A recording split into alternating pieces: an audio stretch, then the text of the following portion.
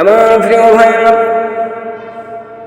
এই সমাজের মধ্যে যে ভূমিকম্প হয়, এই কম্পনের পেছনে 15টি কারণ আছে।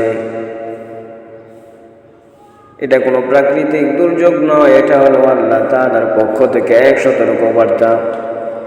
এই ভূমিকম্প হওয়ার পেছনে 15টি কারণ আছে। 15টি গুনাহের কারণে আল্লাহ পাক রব্বুল আলামিন ভূমিকম্প দেন।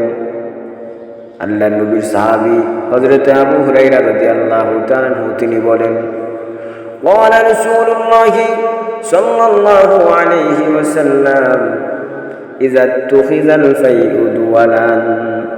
এক নাম্বার হলো, যখন মানুষেরা গনিমতের মালগুলোকে ব্যক্তিগত সম্পদে পরিণত করবে তখন ভূমিকম্প হবে। দ্বিতীয় নাম্বার হলো ওয়াল আমানাতু মাগনামান। দ্বিতীয় নাম্বার, আমানতের মাল লুটের মালে পরিণত হবে, তখন ভূমিকম্প হবে। তৃতীয় নাম্বার ওয়াজ যাকাতু মাগরামান। যখন যাকাতকে মানুষগুলো জরিমানা মনে করা হবে, যখন মানুষগুলো যাকাতকে জরিমানা মনে করবে তখন ভূমিকম্প আসবে।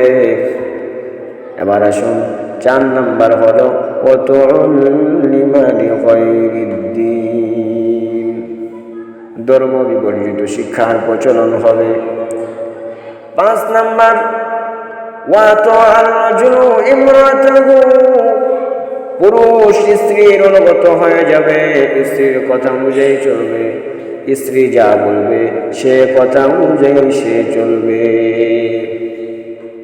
6 নাম্বার ওয়াক্কা উম্মাহু। কিন্তু নিজ মায়ের অবাধ্য হবে, আপন মায়ের কথা শুনবে না।